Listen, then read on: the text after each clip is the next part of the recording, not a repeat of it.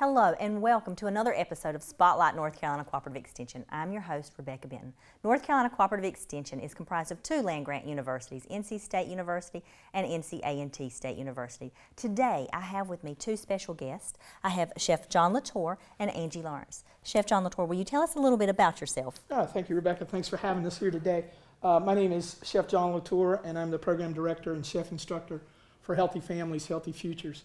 We're a nonprofit organization out of Brunswick County, but we work all over the state of North Carolina, working in communities in partnership with other organizations like Extension, where we go into the community and teach people how to plan, shop, cook, and eat healthy meals. So I'm here today to do a demonstration.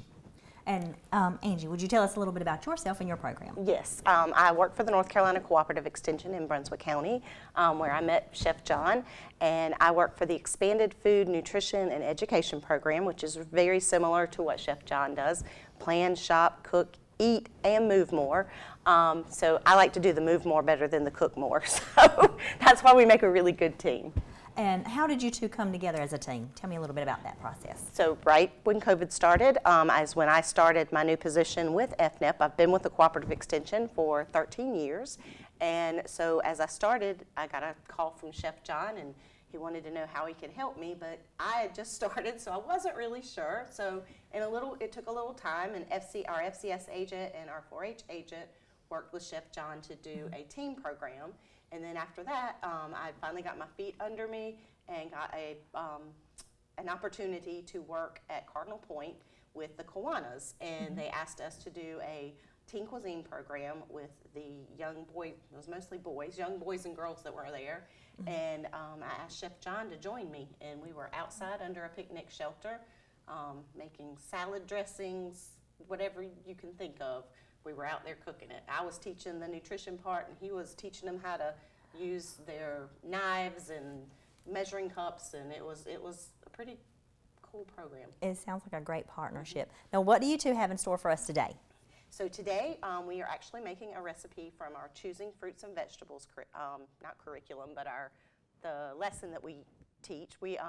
For FNEP, you have to do 10 lessons, and this is one of the 10 lessons called Choosing Fruits and Vegetables. So we have our vegetables here. You need about 2.5 cups of vegetables every day, and so we're going to do a little stir fry for 2 with lots of colorful vegetables, because you want to make sure you get a rainbow of color. Oh, okay. So we're going to start today with our recipe calls for a homemade stir-fry sauce.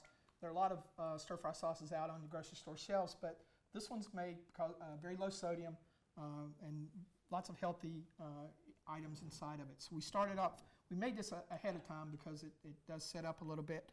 We started with 2 tablespoons of no salt added beef bouillon. You can find that in the grocery store. Really easy to find and much better than the salted beef stock that comes in the box. Then we had added some apple cider vinegar, about a tablespoon of that, and then some dark molasses. You could substitute other things like honey or agave, something like that. You could also use some ground ginger. It takes about 1/8 of a teaspoon, which is really just kind of a pinch. Some pepper, a little bit of salt, not much, some cool water, and then 2 tablespoons of cornstarch. And it gives it a really thick consistency when you do that. We're going to set this aside. We'll use it at the end. To get started with this stir fry, we're going to be using the rainbow of colors. Angie's put together some cauliflower, some carrots, some yellow and red peppers, some purple oranges, and some snap peas. Every day you want to try to eat the rainbow, right? Yes, you do want to eat the rainbow.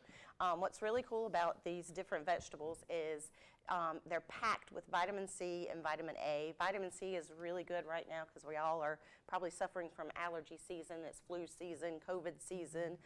Vitamin C helps to boost your immunity, and it also helps heal cuts and bruises.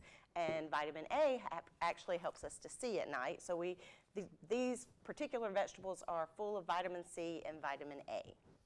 So we're going to let our oil get hot for just a second. And as we cook these, we're going to start with our most dense vegetables, and that's going to be our cauliflower and our carrots.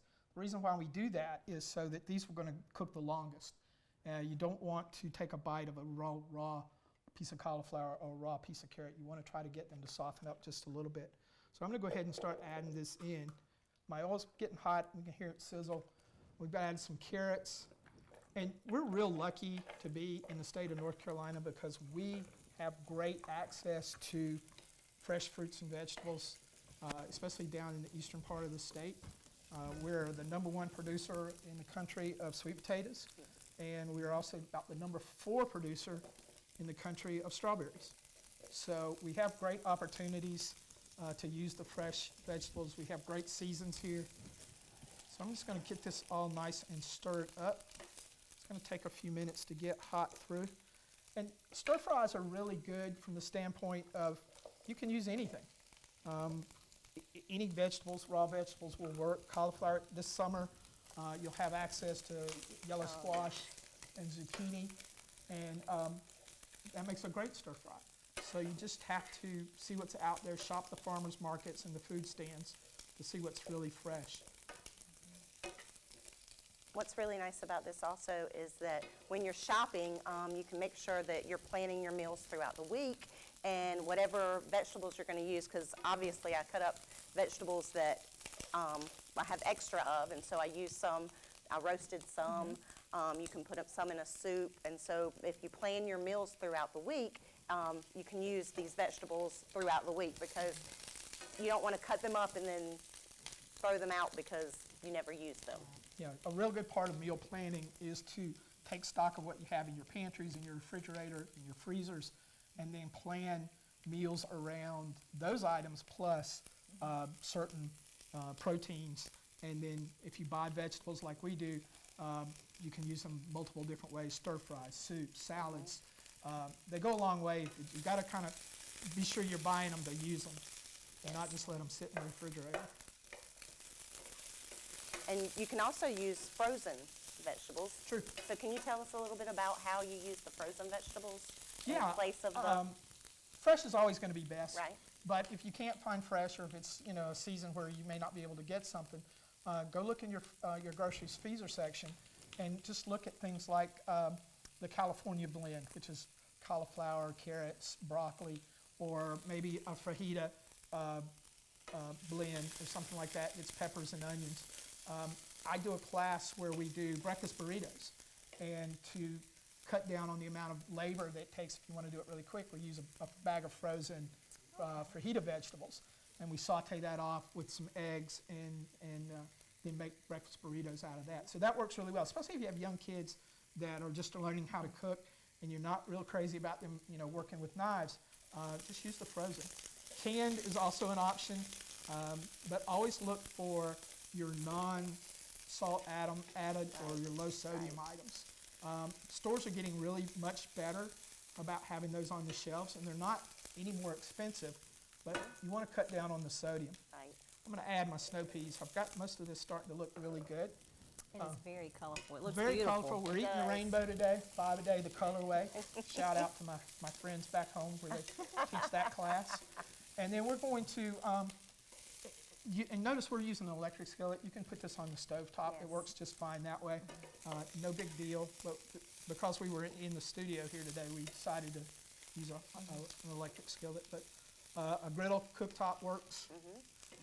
Now this is all vegetables, so if I have vegetarians watching today, this is a great meal. But it'd make a great side dish if you want to have some roasted chicken or grilled chicken. You can put it over rice as well, or quinoa or noodles. I was saying earlier that a spicy noodle dish would go really well with this. So we let this cook. It usually wants to cook about 10, 15 minutes, maybe not that long, depending on how big your vegetables are. They're looking really good today, Yes. though. So I think we'll go ahead and add the sauce. You Okay. ready? So we've got the sauce made. It makes a lot, but we're just going to add just about a quarter cup, maybe. I'll let Angie measure that out Yep. because I don't measure real well. He just throws it in. What I really like about this stir-fry sauce is what it's called, is that it has no soy in it. And I know that there are a lot of people with soy allergies. I actually have a best friend who has soy allergies, and she loves to use this stir-fry sauce. So it works well for soy allergies. Okay. Yep, and if Great. you have recipes that do have soy in them, look at something called coconut aminos. Yes, that too. It is not a soy product, but it has very similar flavor characteristics to soy, and it's way, way less sodium than even the light soy sauce. So, and it's on the grocery shelves. It's nothing. You'll just have to kind of look for it. All right, so we're gonna just keep stirring this up until it breaks down, and then we're gonna be done. Yes, and so my plate is right here on our table.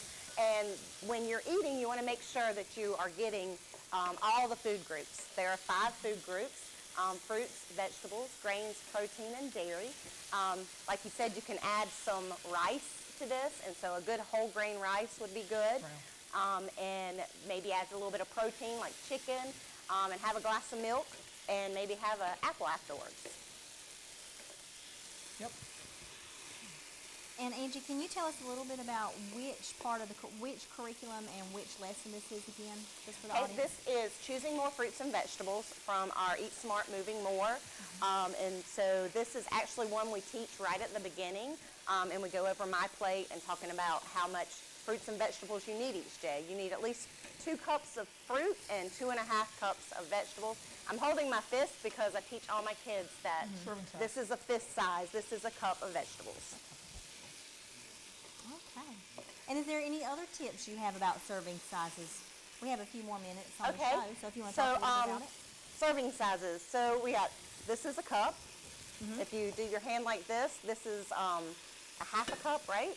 Yes. Or the shredded cheese, or, and then we also, a deck of cards, or the palm of your hand is 3 ounces of protein. And so I really love to do that in my classes and ask them exactly how many of you eat a hamburger or a piece of chicken that is only 3 ounces. I don't know about you, but my chicken breast is normally about this big. And so it was really something to learn how to make sure that you're eating the correct portion, because about 6 ounces of protein is all you need, and you want to vary that protein and get you some vegetable proteins too, or plant proteins. Now, y'all were talking about this sauce right quick, like, how long will that stay in the refrigerator? Because I know you said you keep it in the refrigerator. How long will that last if I'm trying to plan my meals out? I would say 3 to 5 days. Oh yeah, absolutely. Once you get it in the refrigerator like this, you can just pull out as much as you need. You could even make less. You could probably make a half a batch if you were just wanting to use it right then. You don't have to refrigerate it. And this is actually a double batch, so okay. Well, it makes a lot less than this. Okay, all right. Okay. Well, I think we're there. Our sauce is broken down and Looks coated all so our good. vegetables. Does look nice. So I'm going to plate this up, and we're going to give you a chance to take a look at it. I'm using a funky little spoon. Do you want to use this? No, I don't want to scrape Okay. up the pan. I'll get it there. Just takes time. Yeah.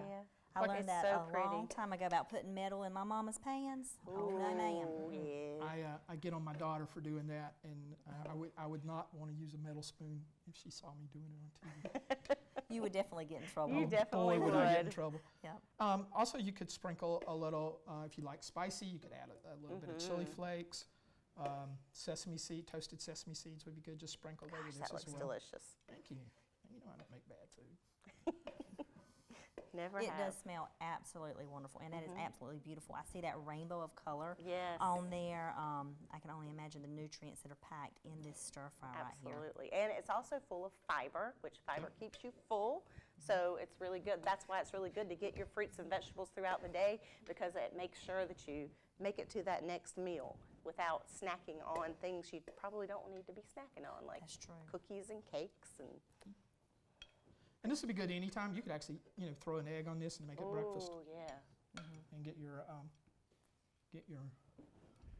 vegetables that way. Sorry, I got to wipe the plate. It's a And chef I always habit. tell it's a chef habit. It's a chef professional. It's a Gotta make it professional. pretty. Perfectionist, yes. It is absolutely All right, there you go. gorgeous.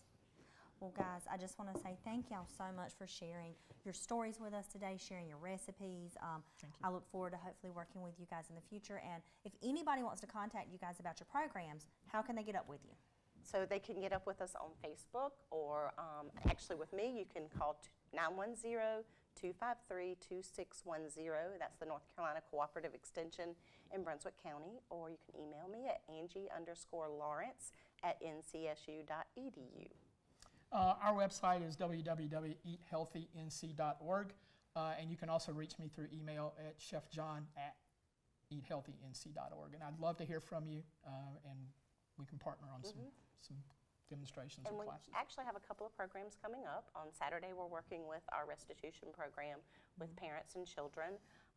We do a a monthly online class, a lunch and learn. Sounds great, So- sounds great. Again, thank y'all so much you. for being with us. Okay. Everybody, audience, please try these recipes, get in contact with us. I hope you enjoyed today's show. Thank you again, and join us next time on Spotlight North Carolina Cooperative Extension.